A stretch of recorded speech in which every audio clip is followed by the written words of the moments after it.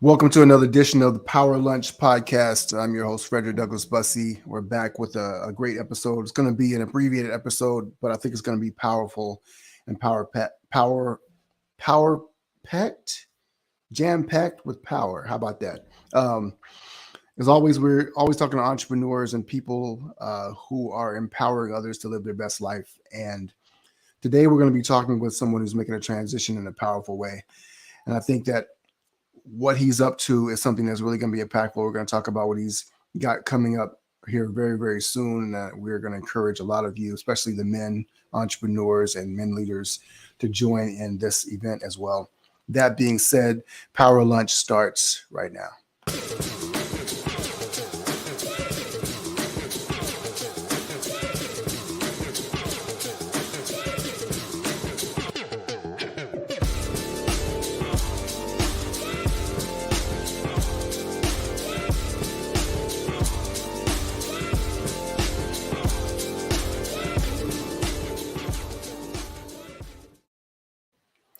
Welcome back to Power Lunch.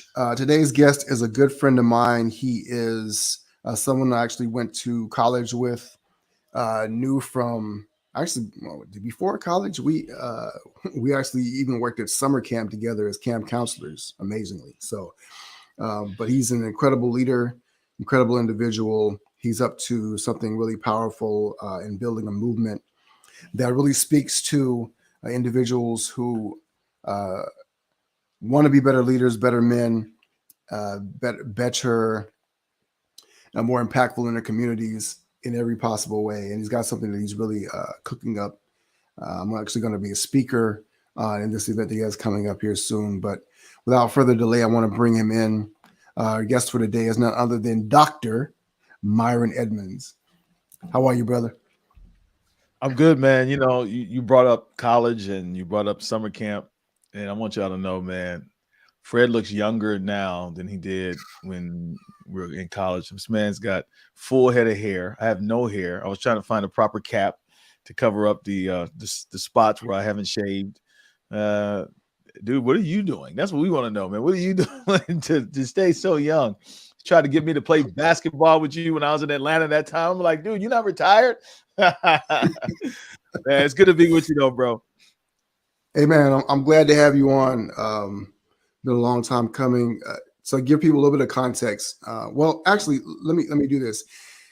Tell people a little bit about what you are, because you're kind of on the cusp of something, right? You have a career that you had for several decades, but you're also building this other thing that is really taking off, that is really having cultural impact as well. So I want you to kind of, those who don't know you, tell people a little bit about who you are, what you're up to. Absolutely. And it's funny. I really get asked that question because people either deal with me in compartments. I'm pastor, which I've been doing for it's almost 25 years now. I love pastoring because I love people. I love leadership. And if you love those things, and if you love people, pastoring is definitely for you. I'm definitely a community advocate, organizer. That comes right along with pastoring in an urban context. And and that's kind of been bequeathed to me. My dad was a pastor, which I never thought I would do because he was a pastor. Most pastors' kids, which you understand this, like do everything they can to avoid going in this direction. I will say this though, I came in kicking and stomping. But I felt like this is what God wanted me to do. And the crazy thing is, it's not because I wanted to speak. Like a lot of guys and people, ladies even, like when they envision themselves doing something, they envision themselves, typically when it comes to ministry, they see themselves like speaking, right? Preaching. That's not really what I saw. As a matter of fact, I ran into this giant of a legend in our community. His name is E.E. Cleveland. He was almost otherworldly, like, right, almost he never looked people in the eye when he spoke to them, right? It was just like he was just on another level. We kind of revered this guy. And I was in a class with him because he taught at our school where we were. And I asked him, I said, how do I know if I'm called to ministry? And you would suppose like a pastor's kid would know the answer to that question, but just because you grew up in that Mm. house doesn't mean you know, right? So, and he said to me something that I thought was very profound. He was like, whatever consumes your thoughts the most, that's what God wants you to do. And what was Mm. consuming my thoughts the most was I saw myself in the community helping people. That's what my parents did. Our house was like the Mm. house on the side of the road. We had over 70 people that lived with us at some point, either family members, church members, people, random people off the street, the community. Even my adopted brother, in a way, is like a random person off the street in the community. My mom worked for a Section 8 housing authority, and this family came in, mother dying of AIDS, and a son looking for services. And my mom invited him over. He ended up staying for the rest of his life. You went to Oakwood with him. You worked at camp with him too. So that's kind of what I saw that's kind of what my parents modeled. We were always in the inner city. And so, after figuring that I wasn't going to be a disc jockey and that I wasn't going to be an attorney, and I got clarity from God, I was like, I want to help people. Like, I really want to help people, especially people who are marginalized, especially people that are on the fringe, on the periphery. And so that's always been my passion, pastoring. But Mm. interestingly, since I've been doing that, especially in a Black context in the urban communities, it is impossible to do that and not be confronted with the issue of of, of Black men, like men, Mm. and men particularly, their absence, their struggles, their issues. And I don't know how I got into this. All I know is that I started speaking at men's stuff, and then I started doing my doctoral research on this. And it wasn't like this is my thing. I don't know why. Honestly, as I look back on it, I don't know how this became a thing, but it was more like, you get affirmed and people are like, hey, you should speak at this men's thing. Okay. Yeah. I didn't know why. And then it was like, I need to do research. Well, I have all these men in my church for my doctoral program who are like apathetic on the fringe. Man, I would love to do research on seeing how I could bring these guys to a different level. And so all of that kind of converged around the time of the pandemic, where I Mm. had this strong sense that I wanted to respond to all the things that were happening. Ahmaud Arbery, George Floyd, everything. It was kind of like we were all sitting there watching our televisions. We all wanted to do something. And of Mm. course, I've been protesting and I've been involved in advocacy and all this type of stuff in the community. But I was like, man, Black men need help. Like, we are a target. There's no sympathy for us. This is, my heart of empathy kind of went out. And that's when I had a friend of mine, very similar to what you have done for me, I got a coach. I just hired a coach and was like, I need clarity on what I want to do. I want ownership of some things. There's some things I want to control and do for my own personal passion. And I'll end by saying this. This is something that somebody said to me. They said that you are perfectly equipped to help the former version of yourself. Mm. And when I looked at all my own personal struggles, being a pastor, being married, being addicted to pornography, not being a good father, being a workaholic, doing all those things, having some daddy issues because of my parents' divorce, I have my own sense of pain. I related to a lot of men in pain.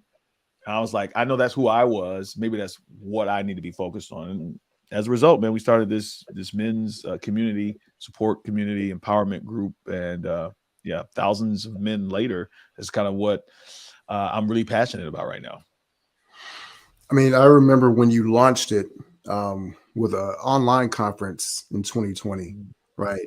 And you had thousands of men that joined your community. I mean, it was one of the most incredible things I'd ever seen for somebody to come out of nowhere, because it wasn't as if you were, like you said, doing this particular work before, but you started speaking to it and it seemed to really resonate. And I became one of the coaches in the community. I can truly testify to what the impact that it had. It gave me, even as I was working with men, it gave me a deeper sense of understanding about the pain, the level of pain and hopelessness that so many men were languishing with in isolation, right? And so being able to build a community is something that I'm even more of an advocate for. But one of the things that you did, and this is long before this community ever happened, you mentioned the fact that you were addicted to pornography. And I've always wanted to ask you, what that decision was like to come out and acknowledge this publicly. What made Yeah. you say this? Because I think that is one of the things that has really set you apart from most leaders that I know. Because I'm also a PK. You know, I grew up with other preachers' kids, so I know somewhat some of the background. Know that a lot of these guys are struggling with things that they never acknowledge publicly. They never feel like they can be. It's like lighting your career on fire, right? Professional suicide. Yeah, that's right. Yeah, yeah. But the opposite. Well, I'm never going to ask you about the criticism, but can you kind of talk about that decision to go public? And then I have another question around that whole topic. That's a great question. I remember the first time I mentioned that I was pastoring a church, and yeah, I honestly, I think I was just, it was naive. It was naive. Naivete. It was naivety, but it was naivety. It was a genuine naivety, man. It's like I wanted personally to be free, and I knew I wanted to help other people to see that, man, you are not the only one that's struggling, right? And so honestly, if I have a fault, and my fault is I can be so sincerely genuine to the point of transparency and vulnerability where sometimes, especially at that time, I mean, I've matured so much. At that time, I don't really consider what the fallout, the implications, like what's going to happen as a result of saying this.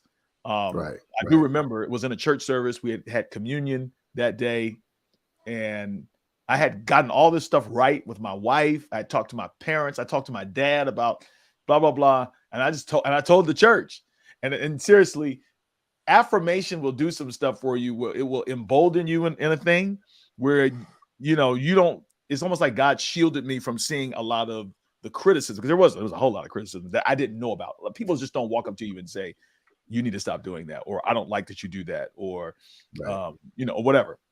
But I remember in the service. So this is what I saw in the service. In the service, it was like, I mean, you're a church going guy. Like, it was just like God took over the service. Like, that's how we would say as church people. Like, people were crying, people were getting up, they were repenting. It was just stuff like that happening in a communion service, like just a normal one. And yeah. and from that day forward, it was like, almost in my mind, it was the confirmation of God saying, when you share your story, it helps people. That's the only thing I had in my mind. So going forward, I just kept doing it. I just kept doing it because I'm like, this is the right thing to do. I think over time, as people started coming to me, they were like, yo, man, I heard so-and-so saying this, I kind of feel like you need to tone that down and blah, blah, blah. So in a way, I think, and I say God because I'm a man of faith, I feel like God had me in my naivety and my sincerity to share that and get affirmation on it so that I would have the courage to keep doing it and not be discouraged. He shielded me from a lot of that. Now, I'm not stupid. I'm naive, but I was naive, but I'm not stupid. I do realize that, but I've always kind of had a courage thing with me. I've always not been scared. That's kind of my dad. My dad is really bold and kind of bodacious. He's probably more radical than I am, at least in that regard. So I kind of got that, honestly. I've always sort of been a tell it like it is kind of person. But that's just different. And especially in our context, that definitely doesn't happen. But just to really make this clear, it's like when you get affirmation on something, it says to you, it helps you to confirm what it is I think that your superpower is. And for whatever reason, I just kept, and then I started getting more mature at how I approached it in different contexts and spaces and knowing what to say, what not to say. And so now I've almost become like the transparency guy. You know what I mean? Yeah. And, I've grown in how I understand how it should be used. But one thing I do know, especially with men, and you know this, bro, you not going, you can't reach men like, and you're not you know, like to me, not being transparent and vulnerable with men is a business failure equivalent to Chick-fil-A or fast food restaurants having poor customer service. Like, Yep. you cannot do that with men. I just, you know, you're not going to get a lot of traction. And you know, and I know the more, hey, what's up, girl? You and I know, like, the more we, you know, anytime we do men stuff, it's like, you know, that transparency piece is the thing that kind of opens them up and they start sharing. It's the work piece. So even in our group, we just saw more and more, this is what men need. Now, I don't know about everybody else, but I know men need this. Yeah. No, 100%, man. I think to your point about you becoming the transparent, I think that was probably the catalyst for you. It laid the groundwork for you being able to be the leader of this movement, right? That story. Honestly, because that story is so many other men's story, including mine, right? Struggled for years with it. And as we say, still struggle because you are always battling to not go back to where you were, right? That's right. That's right. Absolutely. What I wanted to ask, that's recovery language. That's what they say. You're always in recovery. Yeah. Right. Yeah. Right. Yeah. Right. Right. But it's a behavior, not an identity. But what I wanted to ask you was, from the flip side, right? How did your wife deal with it, right? Because I mean, this is based on a conversation I had with my wife, right?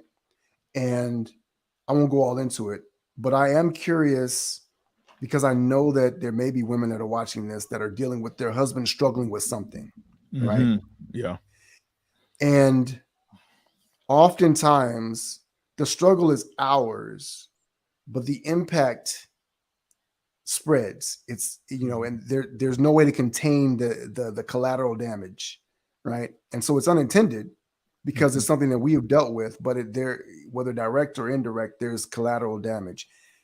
How did your wife come to terms with it? What was the healing process for her and you around you dealing with your issue? Are you talking about the struggle or me sharing or both? Well, I'm actually more talking about the struggle itself. And then how she arrived at the point where she was comfortable with you sharing that as well, because that would have required, I would imagine, a level of healing for her to be on one accord with you in doing this. So it's not an embarrassment, right? It's she recognizes the value in you sharing that story as well. So, but what was that experience like for her?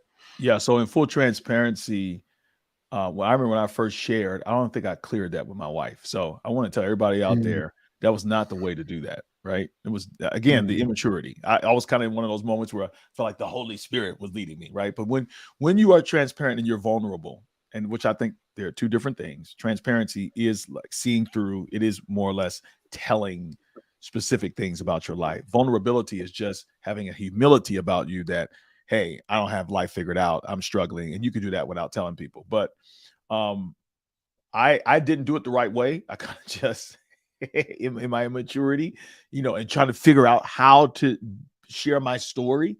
I didn't do that. My wife never said anything to me about it. My wife never was like, I wish you wouldn't have done that.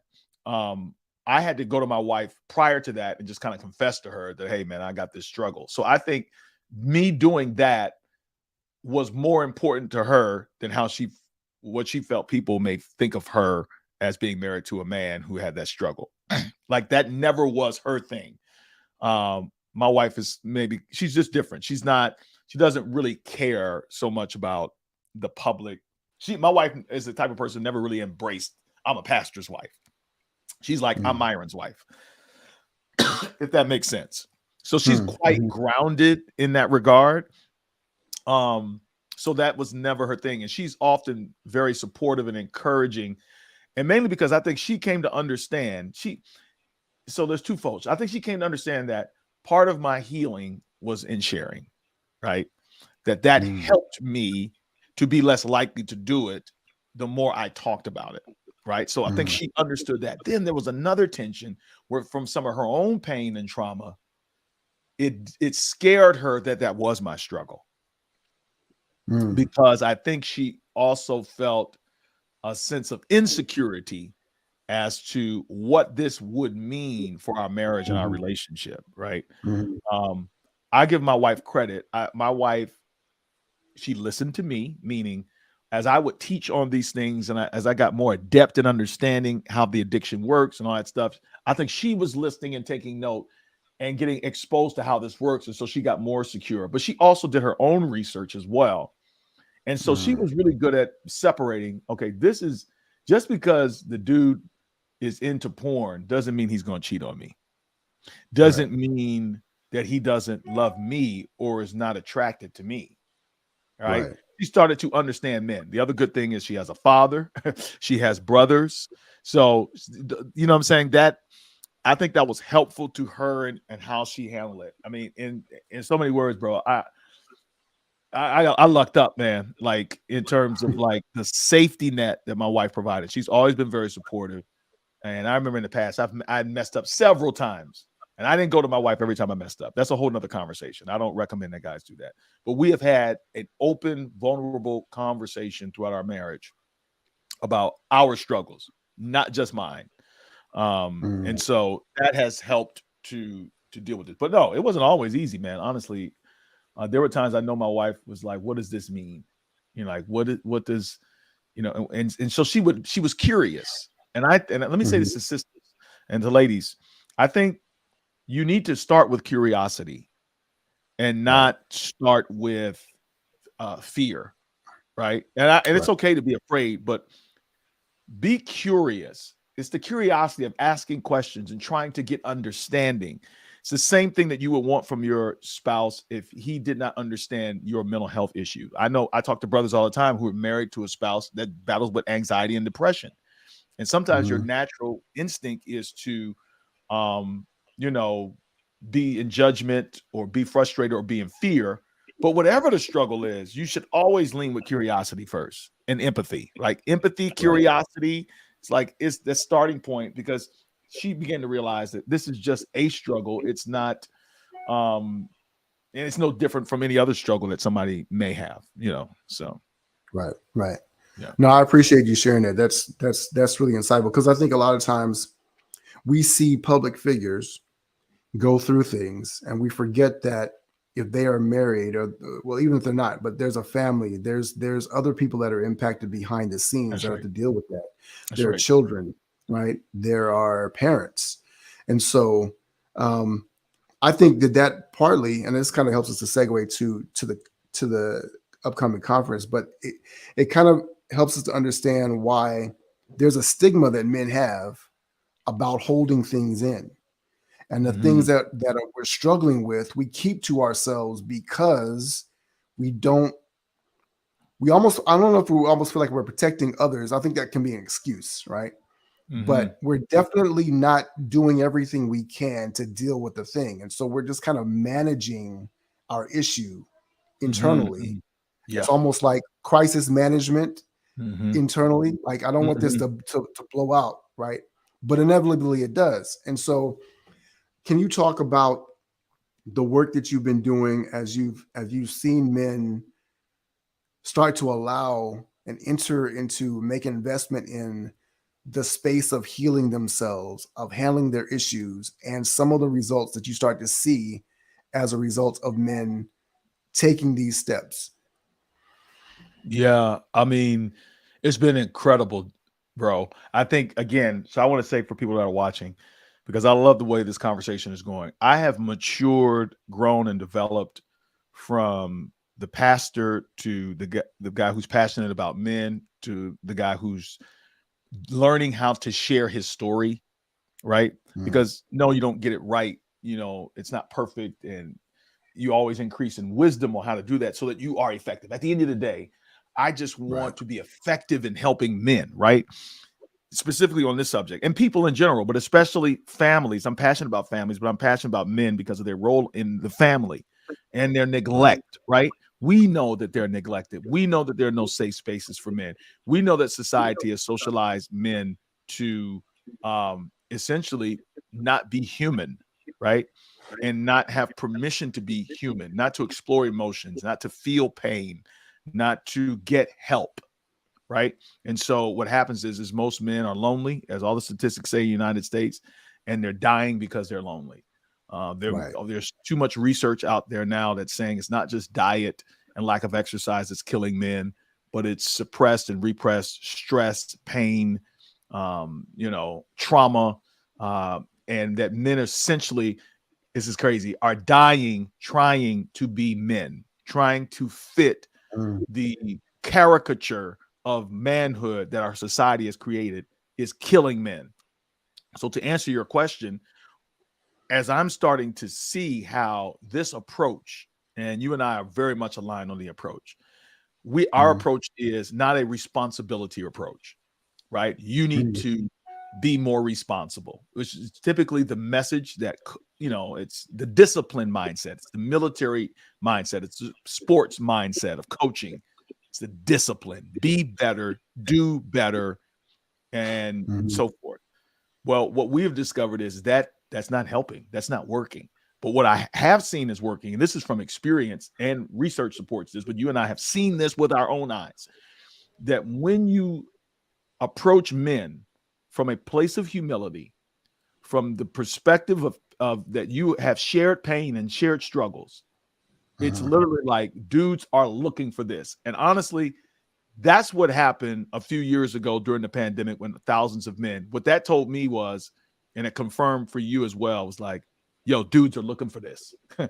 Mm. They've been waiting for this. They've been waiting for safety. They've been waiting for a place where they can cry, where they can say, I'm struggling, where they can say, I'm failing, where they can say, I don't know what I'm doing, where they can literally say, I'm scared. How many men have some like space or relationship where they can be in, where they can actually say that? You know what I'm saying? So just Yeah. seeing men's lives change as a result of creating these spaces and these environments has just been constant confirmation and affirmation that this is the move. Like, this is the hunger and the desire that men have. And the more we keep feeding it, and you know this, men, the more they keep wanting it. And that's one of the reasons why we're having this conference. That our conference is different. You're not going to come to this conference and be told more of what you need to be doing. Because You know, go ahead. I was just going to say, and I've just thought about this, but I think one of the other things that, especially in today's climate, and this is not obviously, here's the weird thing. We've reached a climate where it almost feels like if you are affirming men, you're disparaging women by the opposite, right? That's right. That's right. And that is not at all. I think that one of the things I really wanted to convey over and over again is that because men and women are aligned, all right, this is not, I think the male female dynamic is unique amongst all of the other things that people have issues around, because men and women form families, right? That dynamic, for traditional marriage is paramount. You have to understand who you are as a man, and a woman has to understand who she is as a woman. But we also need to understand each other and our roles in supporting one another. And if you have two sides of the story and both sides are broken, you cannot have a whole marriage. You can't. Which means Right. that your family is fractured. The foundation of your family is fractured, which means the foundation of communities is fractured, which means the foundation of nations is fractured. Because societies and cultures are made up of families and people and individuals. So I was saying that just to say that the other challenge that men have, by and large, I know you got to go, but Yeah. one of the other challenges that we have is that there is not a space for men to be able to celebrate their wins. Because if you can never, so in a way, you have to dwell on your negativity. You have to hold in everything, even the things that should allow you to push you and be better, right? You can't say that, hey, I just did a great thing today. I'm winning at life. I'm struggling in this area. Like, so there's two sides of it. And so having that all being able to be in a place where people can go, for men can be able to go and to be a whole man and continue to elevate himself for the sake of himself, but also for the sake of his wife, for his children, for his community, for his church, place of faith, whatever the case may be. Well, I know we're abbreviated today, but tell people about the conference, what's coming up, where they need to go to get that information. Sure. No, it's a great point. Men not only need understanding and safety, they need affirmation. Like that's powerful. We could do a whole podcast just on that. But I have to say this real quick because I've got to run and take care of my father, who's got some appointments. But the conference is what you've been looking for, bro. Go to the website mensbreakthroughconference.com. Mensbreakthroughconference.com. We're going to be in Atlanta, Georgia, right there where Fred is, May 5 and 6. And all you need to do is go to the website, register. Registration closes next week, the 21st. I believe that's Friday. So there is nothing about this conference that is not going to provide for you the things that we talked about. You're going to leave encouraged. You're going to leave with community. But more importantly, you're going to leave with a breakthrough.